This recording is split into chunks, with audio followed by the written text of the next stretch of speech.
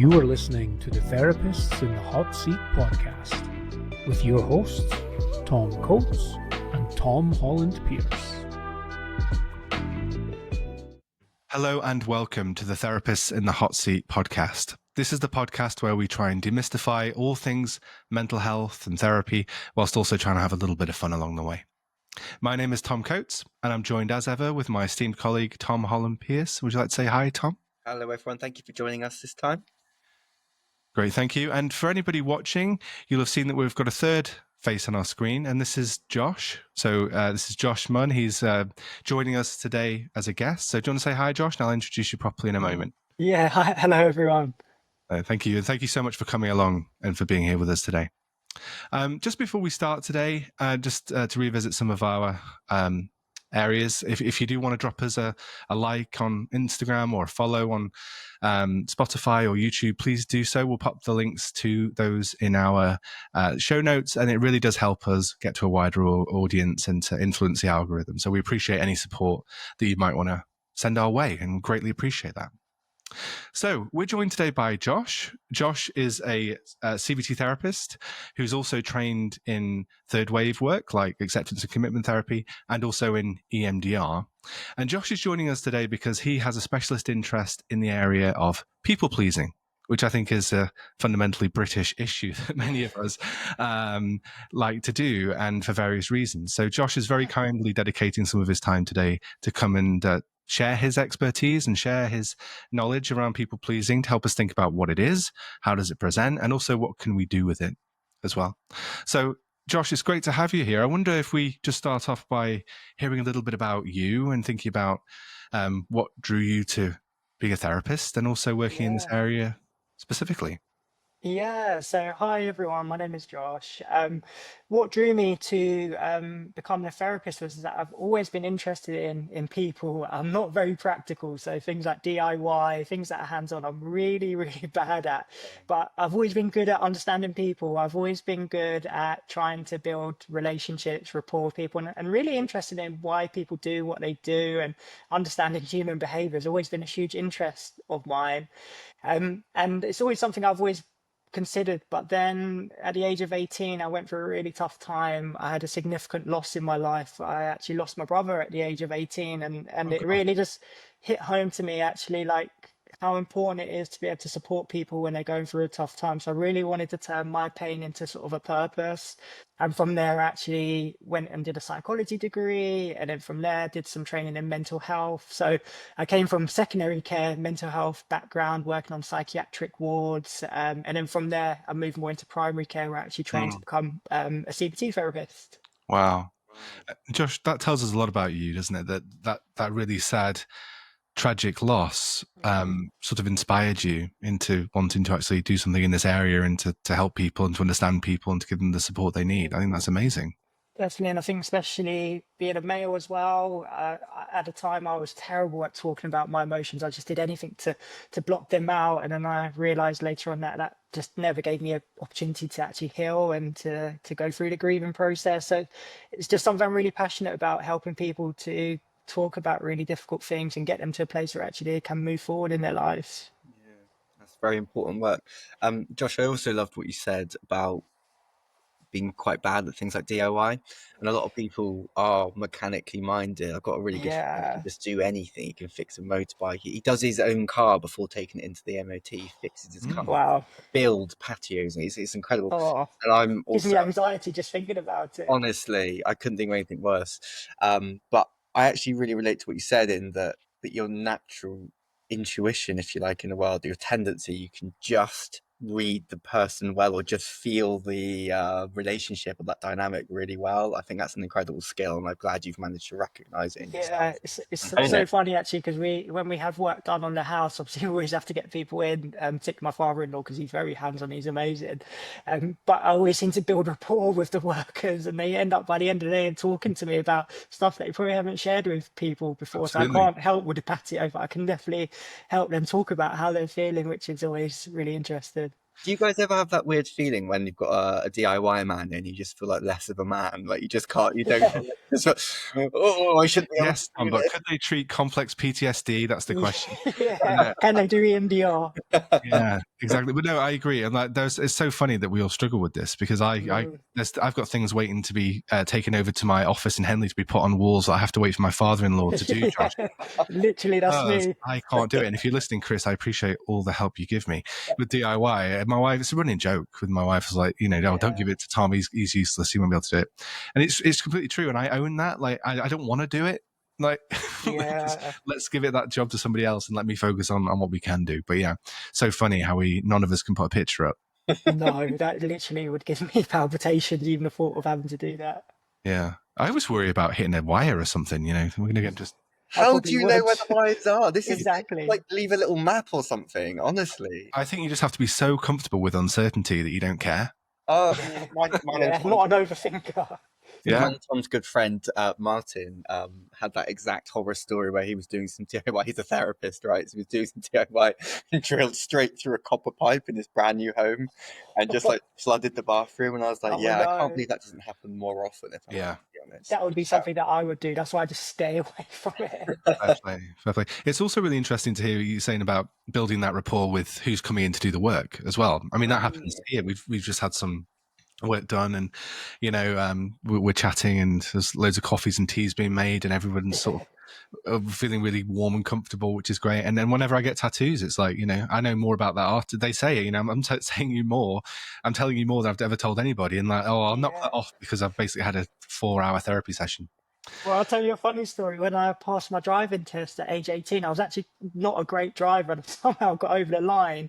But during the driving test, the person who was assessing me was opening up about all their problems and telling me about like all the things they'd been going through and hadn't even meant to sort of for the conversation to go there. It just seems like the conversations naturally go there because of intrigue and curiosity. So there's something here about maybe like you say, the opportunities you're giving people to open up, but also your vibe and your aura, for want of a better term here, is that you're giving off the right vibrations that's letting people want to talk to you about it, which is fantastic. So, you're creating this warm space for that. And that's, I think amazing. A great sort of, you can't learn that. I don't think that's natural. So. All right. So once again, Josh, we're really, really happy to have you on.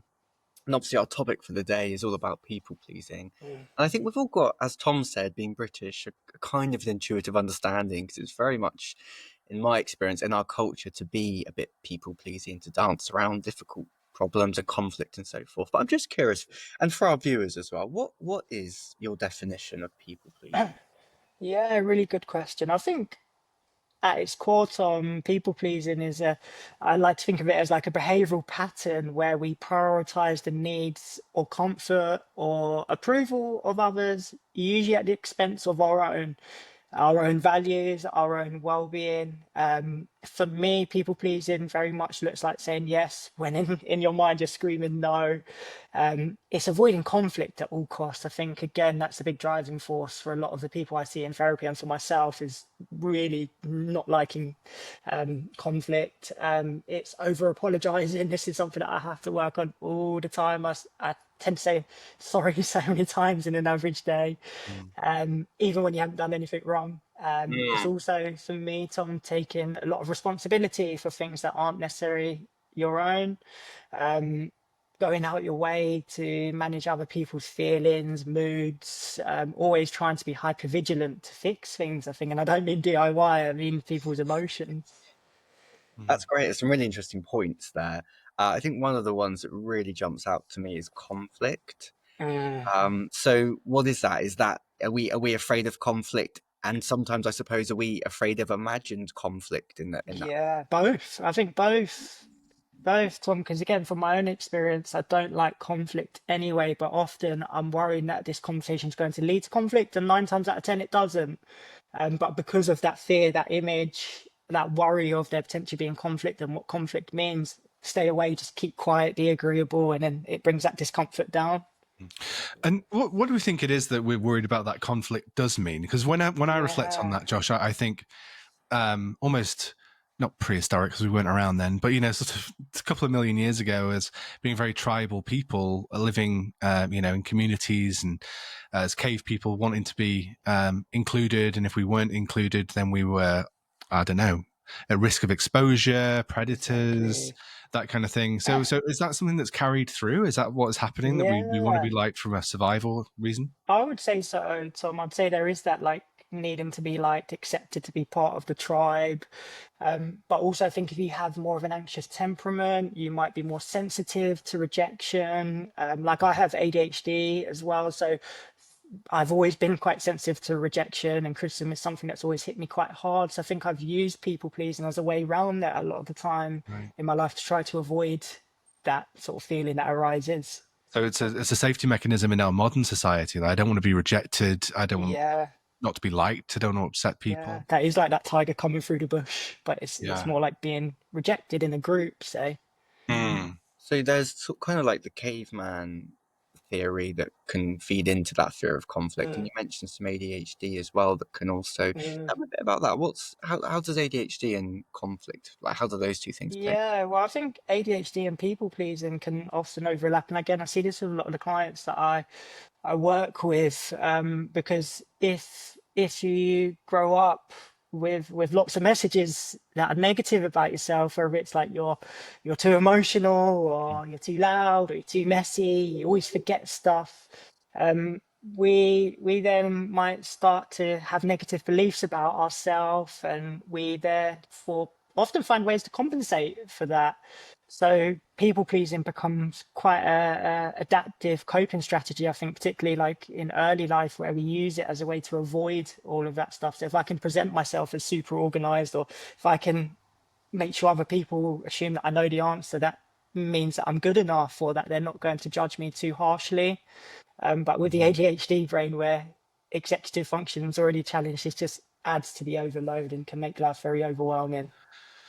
So it sounds like people pleasing can be a bit of a rule then. If I've got this message, especially with neurodivergence, of you're everywhere, your attention's everywhere, you don't get things completed, you're annoying, frustrating, there's this thing, oh my gosh, I want to be included, I want to be liked, I want to be accepted.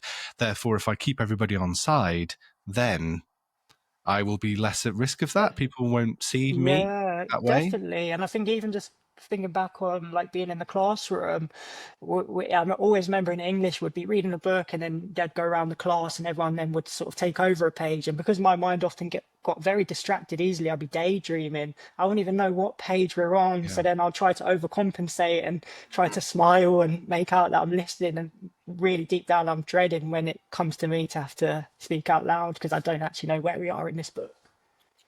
Who would have thought that people pleasing could almost be like a safety feature then, in that respect? Yeah, that's how I see. I very much see people pleasing, although as adults it comes with lots of costs. I think it very much does start out as like a safety strategy that we use to minimize uncomfortable feelings in some way. Oh, that's very interesting. It's almost like what's the word? Like functional. I'm not saying it is functional, but it's supposedly functional. But I think in certain contexts, early on in life, it probably did serve a very strong function, and it just becomes something we still use because it's what we know. Because it's worked before, so you use it again, and so forth. Yeah, it's like trying to get into my old football shirt that I used to love when I was younger. It looked good then, but I can't get in it now. I am going to steal that. So I got a little bit distracted then, because as you talked about reading in English, I had a flashback to when I was in primary school, where we were reading a book that had one page that had a swear word on it. And it kind of was a famous thing that traveled down through the years, that when you get to this age, you'll read this book and it's got a swear word in it. And whoever got to read that word, the whole class like erupted in laughter as it was read out. It was kind of one of those swear words that's kind of slightly inappropriate, but could also be the name of a female dog, So we can use it, but it's very funny. Anyway, so people pleasing can be functional. It can serve us. It can protect us. If I keep everybody on side, then I'll be safe. But you said, Josh, it comes with a cost. Yeah. What could that cost be? What's the risk of people pleasing? Yeah, I think it can really chip away at our self-esteem and self-confidence, because if we're constantly saying yes when we mean no, it sort of telling our brain in a way that our needs don't matter. It means that we often feel guilty for saying no. So if we eventually do pluck up the courage to finally put a boundary in place, we're then flooded with guilt, and our mind will tell us, "You're a terrible person, Josh. How you've let them down." So it comes with lots of difficult emotions, lots of negative thoughts. I think a big thing as well, Tom, is it can lead to burnout. And I see this in my clinic room time and time again, where we're constantly saying yes to everything, and then we eventually crash, burn out, and become very tired, exhausted. Also feeling very resentful. I think I can relate to this a lot in my life, like being in situations that I didn't want to be in, like going to watch films that I don't even like, just because I wanted to make sure that I was part of the group, and often it makes life less enjoyable. Yeah, so sorry, Tom, there's a short-term relief there of, oh, great, I fit in, I'm going along with the crowd, we're eating at Wagamama's because they want to eat at Wagamama's, but I'm Yeah, allergic to yeah, Thai food. So, I mean, I'm resenting this. There's not much I can eat here, yeah, and yeah. my needs aren't necessarily being met So there. we end up keeping a lot inside of us. So we end up suppressing a lot of our wants and needs, which means we just carry it.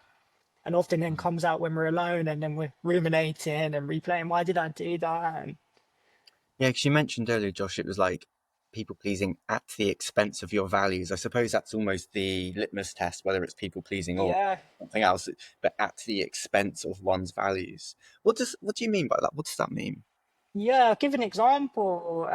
Sometimes I've always been into like fitness and health and nutrition. Like I go running quite a lot.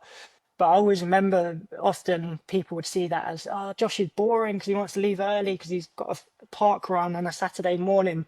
So for years I'd suppress that and maybe stay out at the pub later than what I would have actually wanted to, just because I wanted to make sure everyone saw that I was fun and excited. And I'd suppress that need of like wanting to be healthy and go home early. Or if we was out and I wanted to have a healthy meal, but everyone else was having like a really unhealthy meal, I'd just go along with that. So again, that I was part of the crowd.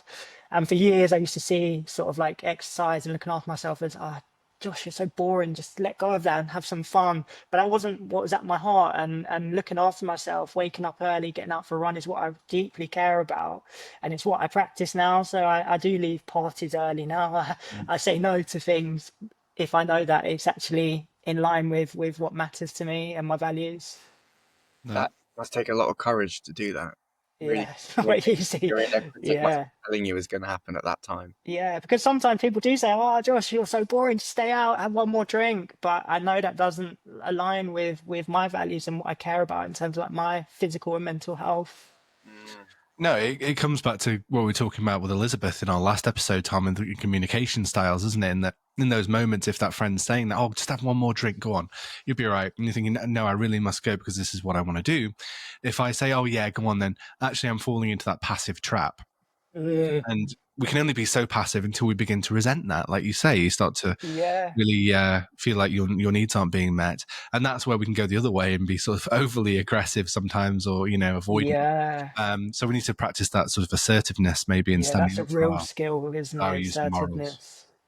I had, when you were explaining that, I had an image of you running with a parachute on your back. Like, I want to get somewhere, but this parachute's holding me back because I'm Yeah, constantly that's a wanting to say yes to yeah, people. Although ironically, Or that would be good training for your health. So I don't well, know. it would, yeah, it would. yeah. Maybe It would we're be. onto something. Yeah, but I'm trying to get to where I want to be, and I've got these kind of weights stopping me. Yeah. I think that's how it feels with people pleasing. I think that's a really good analogy of like you're at a crossroads and you have your values and what you deeply care about there, but then you have this parachute that's weighing you down and sending you in the opposite direction.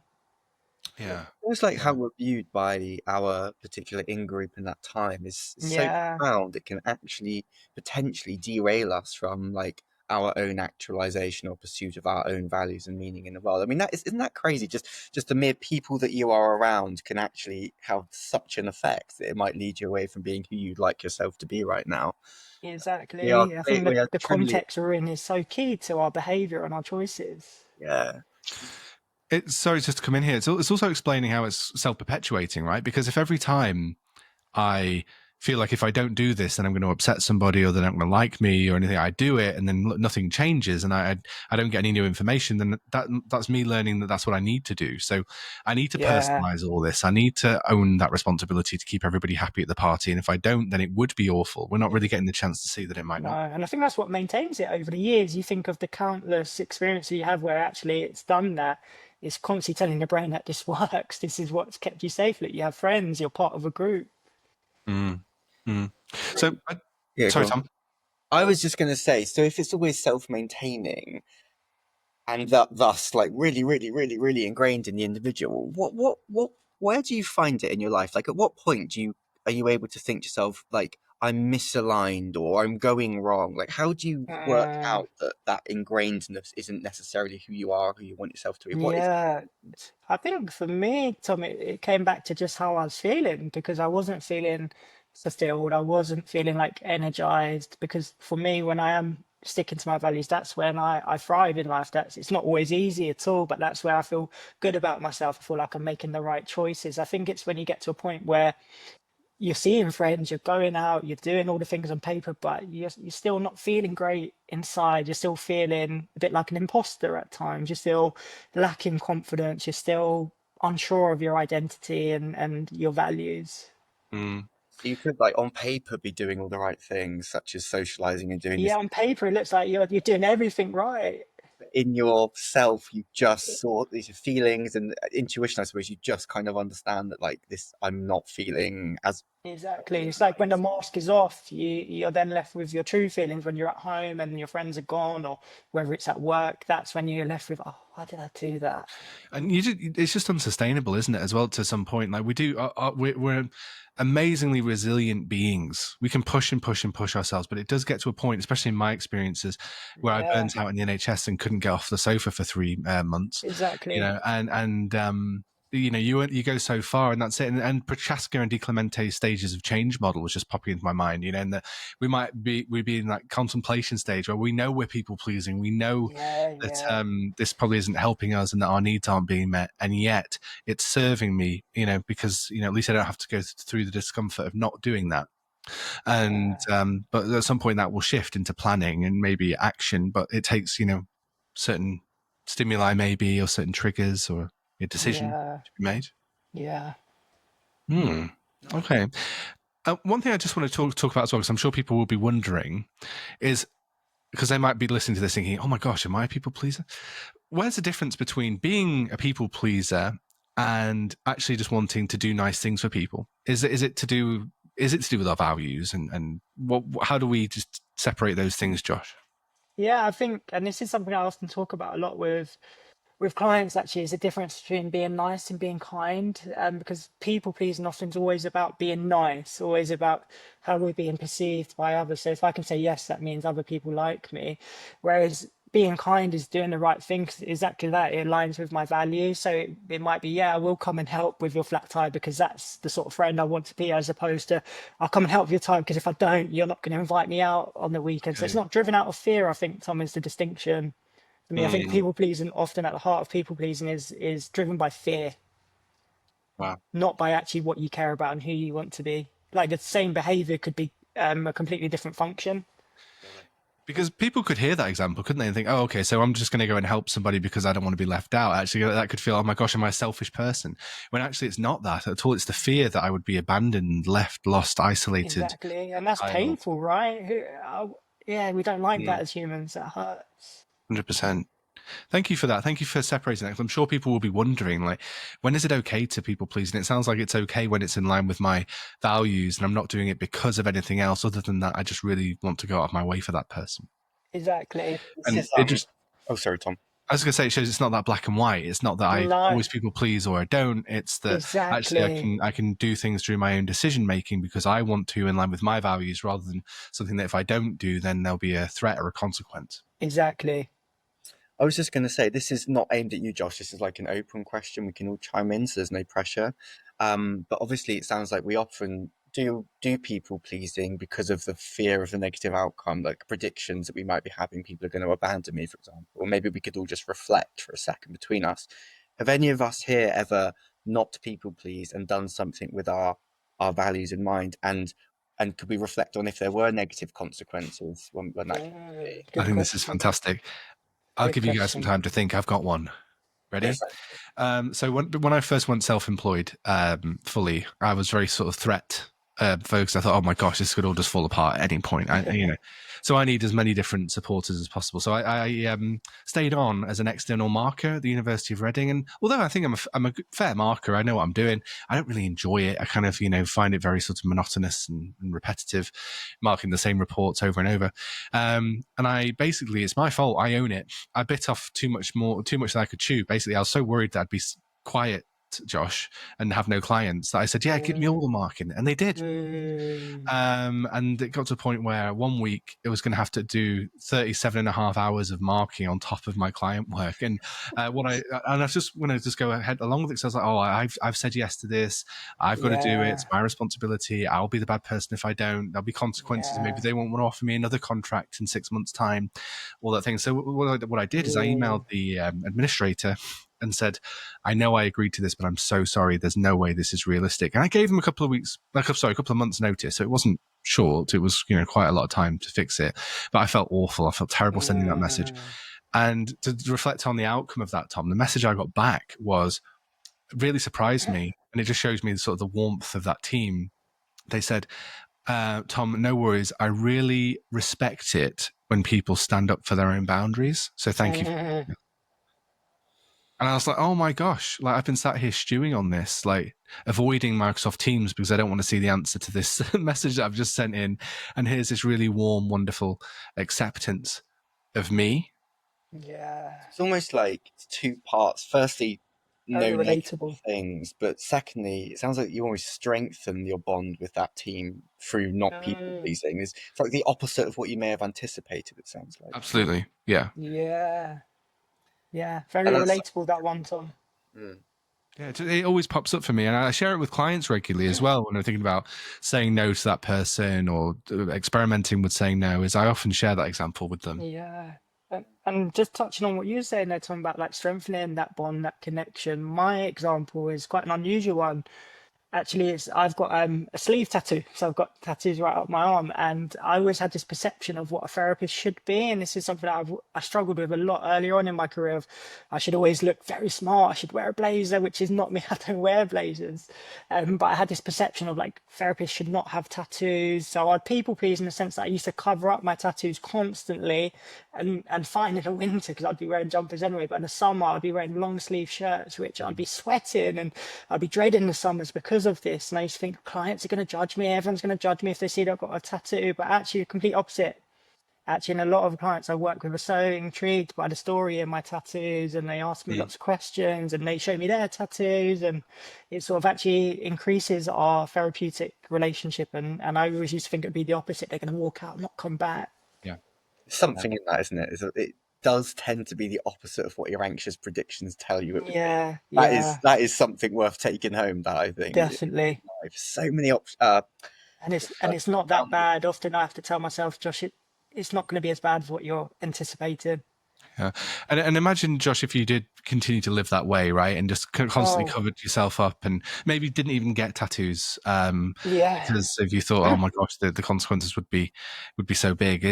What would that do to your happiness, I suppose, and who you want to be, especially in the summer months, having to wear a shirt every day and not enjoying going into work because I was in a shirt, and also feeling like I'm suppressing a part of myself as well, and I'm not being authentic, which now I very much am in the room. I'm very much myself when I work with clients. But for years I used to think, I need to be a particular way to be a good therapist. So I was suppressing a lot of actually who I am. I'm just going to say one more thing here, Tom, before we hear your example. Do any of you know what the number one regret of the dying is? Famous study I've seen a slide. Yeah, I've seen a slide of the 5, but I don't know. I can't remember off the top of my head. Don't worry. Number 1 is not living your life the way other people expect you to do so. That's the regret. So what that means is I made my decisions based on what I thought other people wanted of me, or of the expectations I got from parents, whether it's career paths, whether to get tattoos or not, all those things, to think about those reasons. And instead of putting my needs first, I put other people's needs first through fear of criticism or abandonment or exile or whatever it might be. And then, unfortunately, on their deathbed, when they're answering these questions, that's still in their minds. Like, I wish I hadn't have done that. One last story, I promise, and we'll move on to Tom's example. I was in Mexico a couple of years ago, and I had I'm still doing my sleeves, Josh. I took a break. My wife asked me. Nice. My wife asked me to pause while we got yeah, married. they're not cheap, are they? Yeah, well, yeah. It was actually also want some pictures without tattoos in them. So on our wedding day. So I respected that and I paused, and I've just kind of got back to it now. I've got I had an appointment in July and I've got one next week. So I'm really excited about that. But I was in Mexico and I was in the pool, and both my arms are tattooed. And this old lady came up to me, an old American lady, and said, "Oh, I love your tattoos." And I said, "Look, thank you so much for sharing that and for saying that. Not a lot of people do. So that means a lot to me." She said, "Yeah, they're really well done." And I said, "That's very kind. Thank you." And she said, "I've just turned 85. And my husband asked me what I wanted for my birthday. And she didn't know. She's 85. She said, "I've lived my life. I've got everything I need. There's money in the bank. There's, resource. We've got everything." She said, "But the one thing I've never had, I've always wanted is a tattoo. But she said it was only ever seen that sort of criminals and sailors had tattoos, and especially on a woman, you wouldn't have that. So for her 85th birthday, she'd had a tattoo done on her back, and she showed me, and it was this lovely effervescent blue butterfly. And she was very, very pleased with it, and it looked lovely. And so it just shows, doesn't it? It's never too late to put our needs first.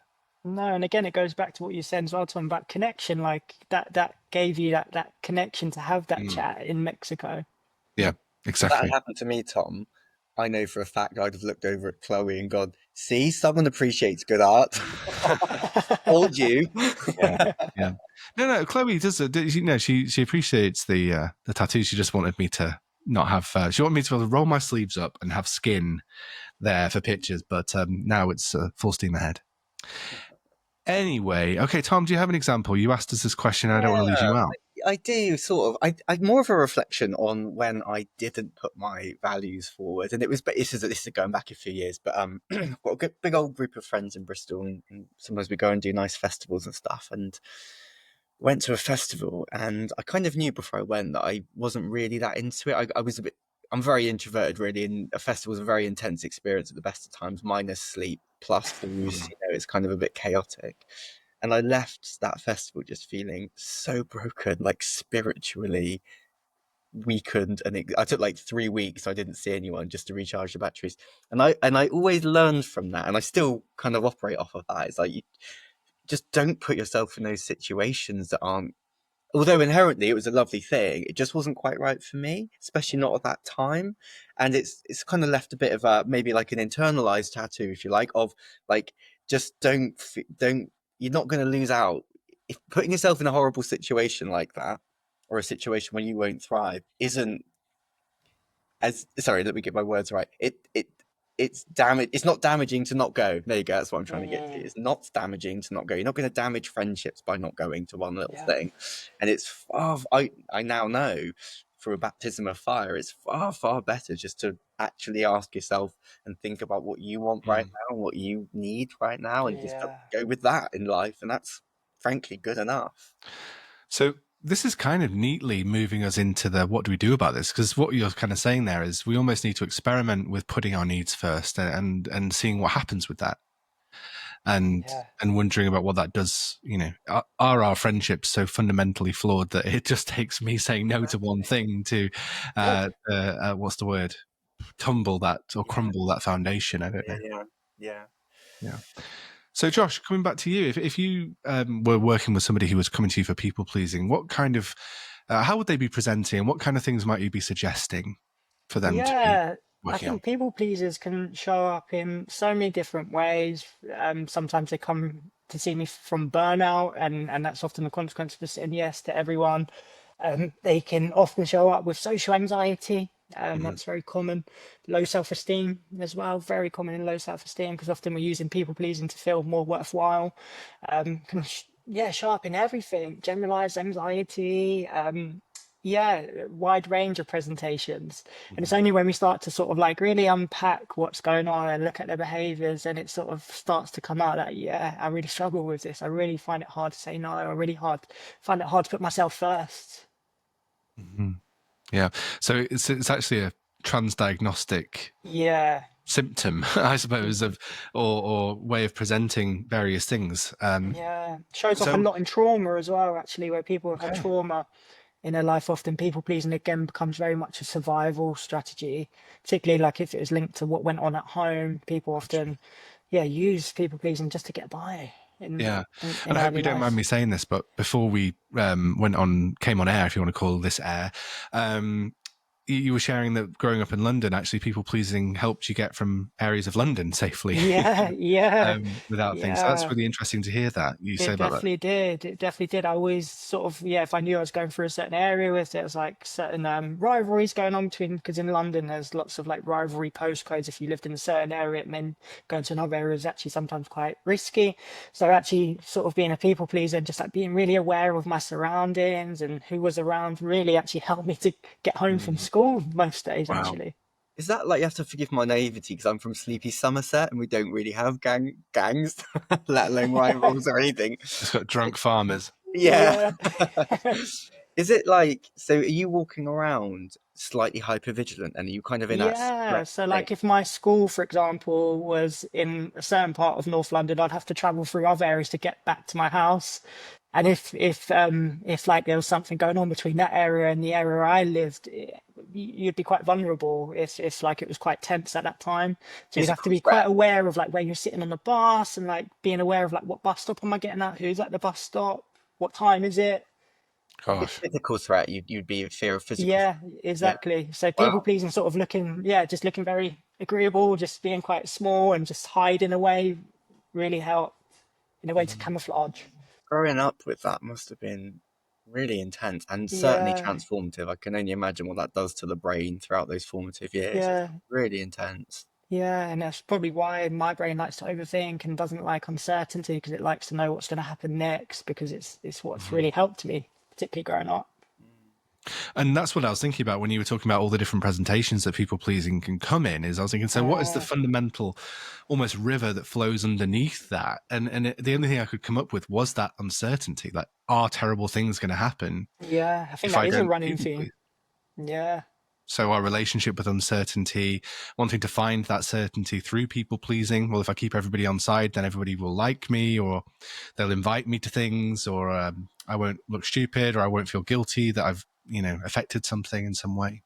And in the short term, it does work because you're benefiting other people. People tend to like, when not all the time, but in certain groups, if you're agreeable and you just go with the flow, you're easygoing, that sort of, people like that. So it sort of really benefits a lot of people when you're a people pleaser. It's only when you start to push back, you start to see actually, they don't like it when I say no. Yeah. Right. Yeah. Everyone likes it except you, I suppose, when you're not saying no. Exactly. I had another example just come up for me of people pleasing, if I may. Yeah. And again, it's like a therapy one. And I don't know if you guys ever find this, but I sometimes feel loads of pressure to, like in the first session, like session number 1, do everything and explore everything and fix everything and giving and it's not necessarily that useful for the client who might just want to be heard that day or supported or something like that. And I can feel a huge amount of pressure to be like, oh, this is metacognition and this is this and this is how that goes and these things entwine it. It's like, I just think it out loud, but so I actually doubt that's a particularly useful thing for the client. Is like hearing everything I know like a textbook. And not only that, then the client's then leaving with like, oh, I'm just going to send you some materials on that. And when you're attaching the materials, you realize it's like 7 different handouts you're sending based on everything. And you think, I have that picture of that meme, like, why can't I hold all these oranges? Like, why is it all, so it's ironic in a way that people are coming perhaps for therapy for overwhelm and instead leaving with quite a lot of overwhelming stuff. So I think, something we need to be really mindful of. And this comes down to our therapist schemas, right? This idea that I need to people please. I need people to like me.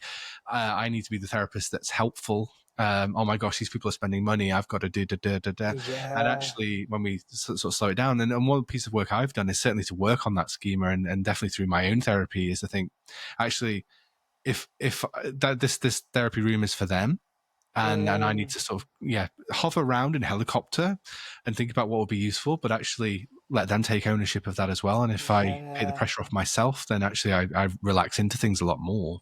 So true. I used to be like this with formulations. I used to think, God, I need to do this perfect formulation. All the boxes need to be filled. It needs to look neat and tidy. But now my best work is when it's loose, when it's sort of, well, let's see what's going on here. And we're just being curious and seeing like what's showing up for you. Sorry, I have to ask, when was the last time you did a formulation, Tom? Me? Oh, gosh. You put me on the spot. I did probably last week. There we go. Probably last week I did one. Very good. Yeah. Something I try to keep very loose. Very loose to the point that I don't always do it. Sorry, go ahead. Sorry. I haven't done SMART goals for a very long time. Oh, no. Big fan. No. Great.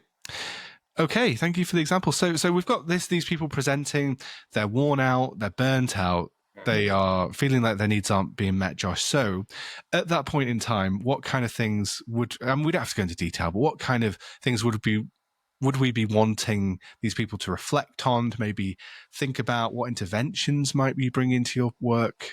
What's the flow of your work? So I think depending on what work I'm going to be doing in terms of taking more of a CBT approach or an ACT approach, usually it's a blend of these approaches. From an ACT lens, I think we really look at their relationship with their feelings, uncomfortable feelings. And this is something I've worked on a lot myself, is not constantly trying to get rid of uncomfortable feelings, because so long as we don't want to feel uncomfortable, we'll keep people pleasing, because people pleasing suppresses and pushes down that feeling, that anxiety, that guilt, that fear of disapproval will show up. So if we're constantly trying to get rid of that, we'll keep people pleasing. So what I tend to do with clients through mindfulness and ACT skills is helping them to become more aware of their emotions, becoming more aware of what their mind says and how they feel in their body, so then they have a bit more choice in how they want to respond. Okay. Helping them to get clear on their values, I think, is so key, Tom, as well, because a lot of people pleasers who come in don't actually know, well, most people don't, but particularly people pleasers, because they've just lived through the lens of other people their whole life, they don't actually they're not that clear on who they are and what they want to get from life. So we'll spend some time like really reflecting on actually, who do you want to be? What do you want to get from life? If you wasn't a people pleaser, what would you like to be doing more of? Helping them to set more boundaries, to move towards what they care about in life and not having to be liked by everyone. Behavioral experiments is great, like actually practicing saying no, not perfectly, not always calmly, but each time they do it and they chose their courage and values, they started to actually feel more confident in themselves as well.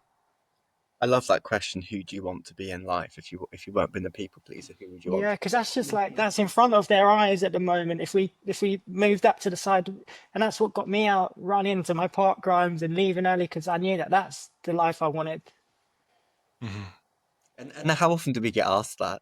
You know, there's no small talk down the pub, is there? That's who do you want to be in life. But no, maybe that speaks to our therapeutic nature and inability to put up a shelf. But to be asked that for me would be like giving the winning lottery ticket. If someone sat me down and asked that, I would, my mind would just expand and open up, and I would love that question. So I'm sure and that's the purpose of it, is to broaden their perspective, really get them thinking outside of people pleasing and anxiety. Actually, what do you want to be getting from life? Feels really empowering. It does. Yeah. Like if I wasn't people pleasing quite so much and looking after everybody else's needs, what would life look like for me? Do you know what it feels like to me, Tom? It feels almost scary. It feels like I'd be at the edge of a building and you're just gently pushing me a little bit. You're saying, well, what's the uncertainty look like for you? What does that look like if you don't hold on anymore? And it feels ultimately, I suppose, thrilling but scary in that as well. That's probably a good way of putting it. And maybe a little tinge of excitement in there. But I think that's why making room for the feelings is so key with this, because letting go of people pleasing is really scary, really scary. It's going to bring up lots of negative thoughts and feelings, because your mind's going to try desperately hard to get you back to that safety behavior. So how do we work with those thoughts that are going to show up along the way? Yeah, it takes a lot of courage, doesn't it, to be stood there and, like Tom saying, on the edge of that building and looking down and seeing it all there. But as you said, Tom, regrets of the dying, it's, I know it's a Yeah, morbid thing to say in a therapeutic context, but I think it's really, really important to remember the finality of this whole thing we're doing in life, and to ask us, it would be a damn shame not to have asked yourself those questions at some crucial exactly. points. That would be a real shame. Mm-hmm. So something here then about noticing these feelings and these thoughts and making the right decision with them, Josh, and choosing to live in line with my values despite the thoughts and feelings, and allowing opportunities for new learning, and seeing what comes up here. Like, okay, if I practice not people pleasing, do I fundamentally lose everything, or is it okay? So if I use this example in our first ever podcast, I think, Tom, but if Jan from accounting says, "Oh, Tom, you're good with this, could you just help out with that?" Rather than going, "Yes, Jan, I can do that," I'm going to say, "Oh, I'm really sorry, I'm busy, could you take it to somebody else?" And see if Jan's world falls apart, and see if our relationship fundamentally changes as a result of that. Exactly. Yeah, that new learning is so key. And I think the other just really important thing I forgot to mention is self-compassion. So key if you're going to work on people pleasing, because it takes courage to let go of people pleasing. It's very scary. So we need to do that with compassion by our side, not our inner critic. What does that look like? Self-compassion for the self, Yeah, self-compassion for the self is, for me, is actually validating the way I feel rather than judging myself for feeling anxious. Like, Josh, don't feel scared. Why are you feeling scared? It's all right to feel scared, Josh, but let's still move towards what you care about here. It might be just offering myself a kind hand, or just taking a few slow, deep breaths. Just looking after myself before I do something that is going to be quite uncomfortable or scary. Right. Love that. It's responding to your inner critic in a more adaptive and useful way. Yeah, it's not a battle, because I think often we think the goal is I just need to get rid of my critic and shout at my critic, but that just creates this inner battle, and actually we want to drop the battle and actually acknowledge that my critics probably helped me at some point in my life, and let's respond to that part of me with some kindness, and let's still move towards what we care about here together as a team. Yeah, I often sort of think about responding to those thoughts with warm disregard.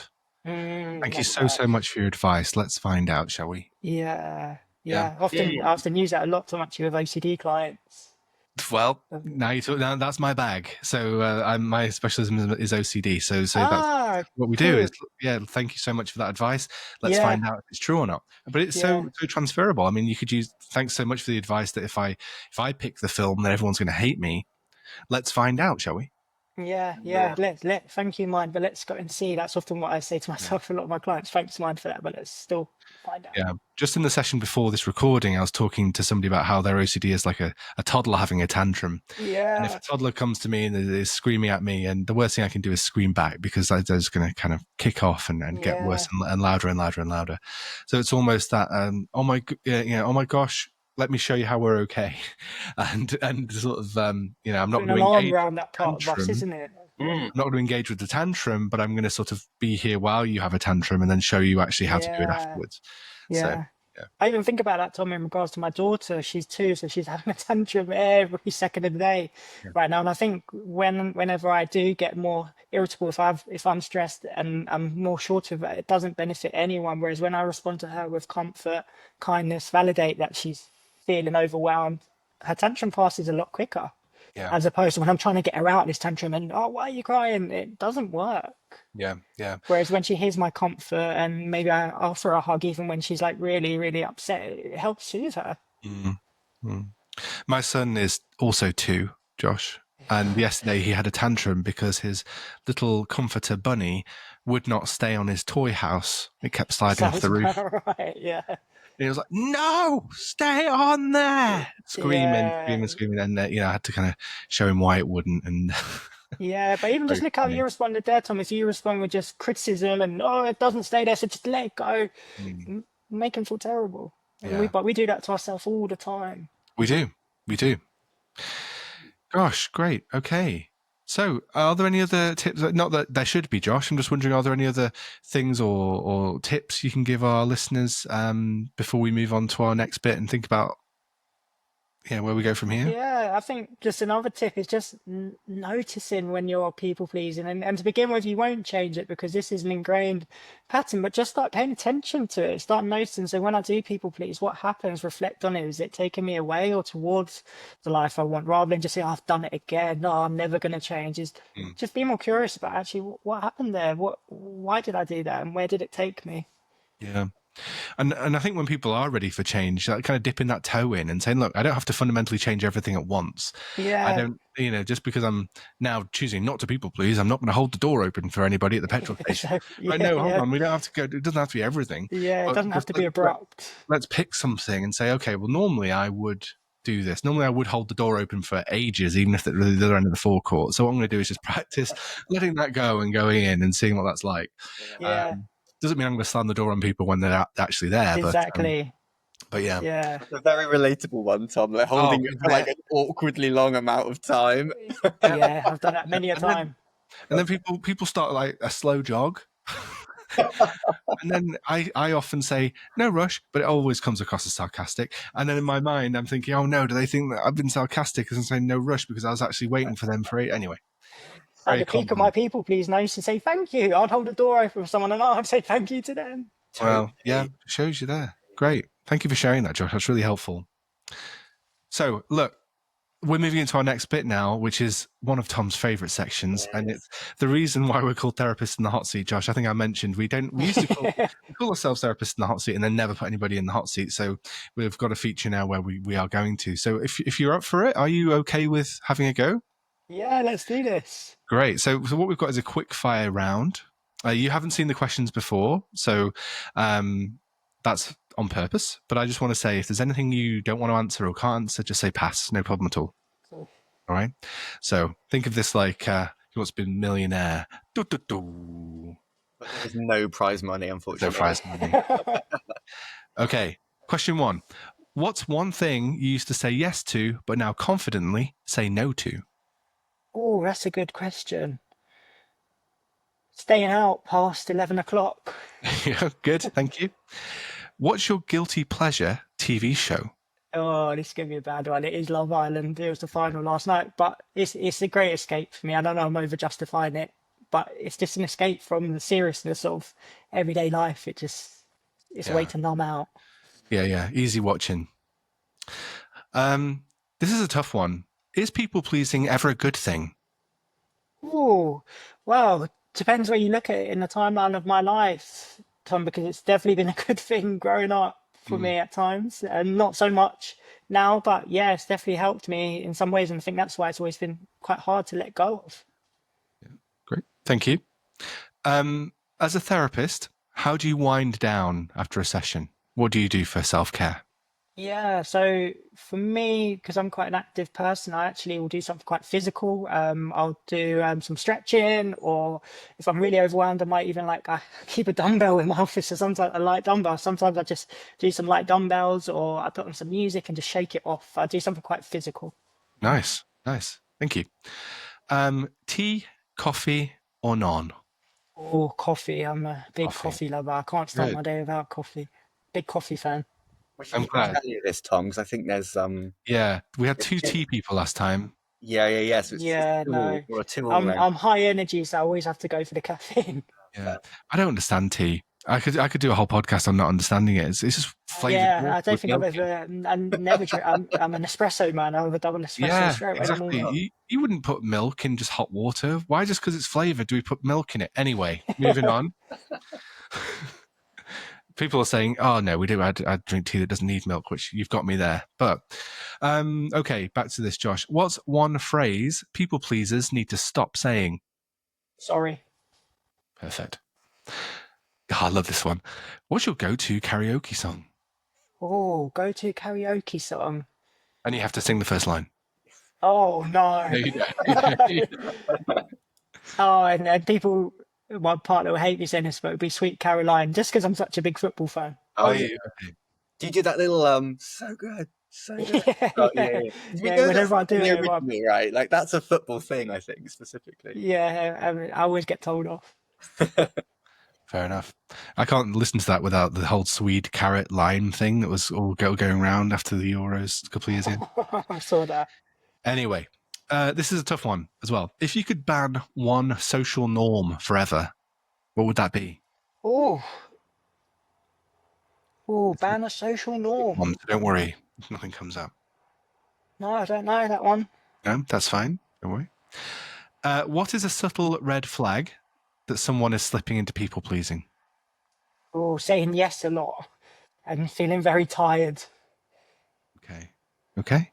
Thank you. Those are our questions. I feel like I should end on another fun one. Should we end on one more fun one? You have one more fun one? We can get one. We're just using our brain.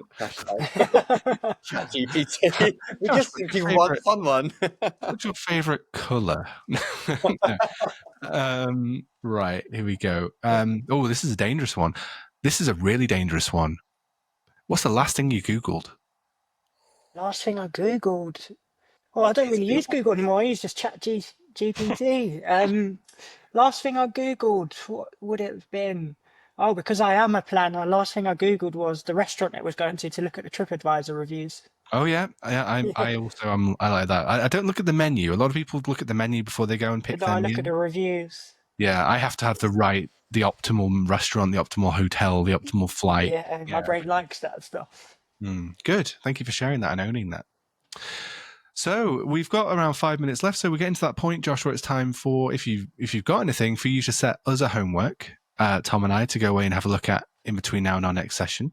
Is there anything that's come to mind that we could do, or that our listeners could also do? Yeah, I think if we was looking at this in terms of like through a people-pleasing lens, I think if you can, just take a moment each day where you notice the urge to people please.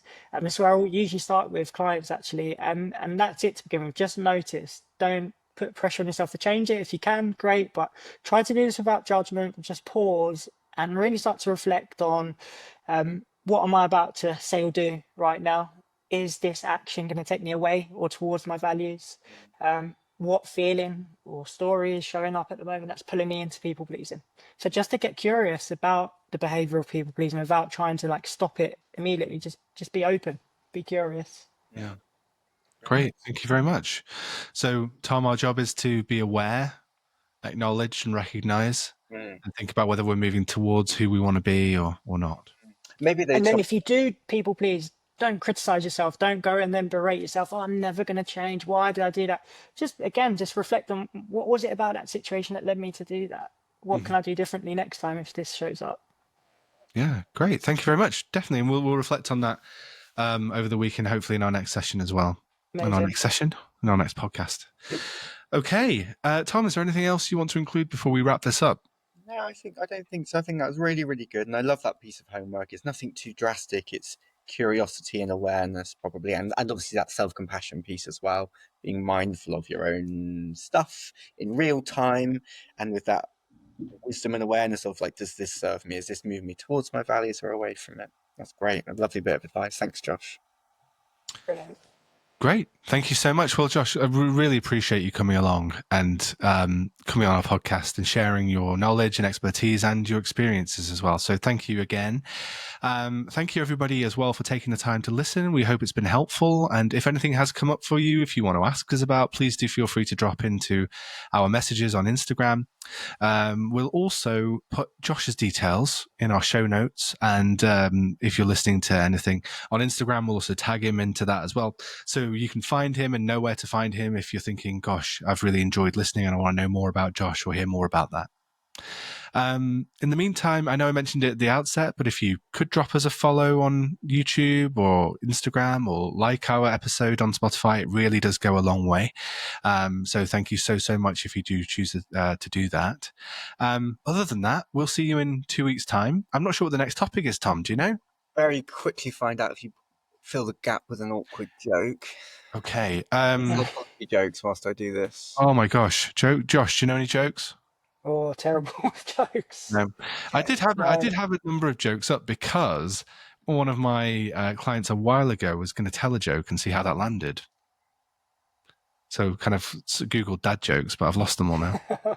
Okay, well, it's a disappointing result because I've got 19th of August blank, and that means, Tom, you and I will be coming up with something. Oh, watch this space. So, what a wonderful thing. If anyone's got any suggestions for topics, please do drop them into our inbox, and we will do that in that session, unless we get any bright spark ideas in between now and then. And by we mean ChatGPT, of course. No, we don't. No. This is all organic, original planning. Okay. Thank you again, Josh. Thank you, Tom. Our pleasure. And thank you, everybody, for listening. We'll see you in 2 weeks' time. All the best. Take care.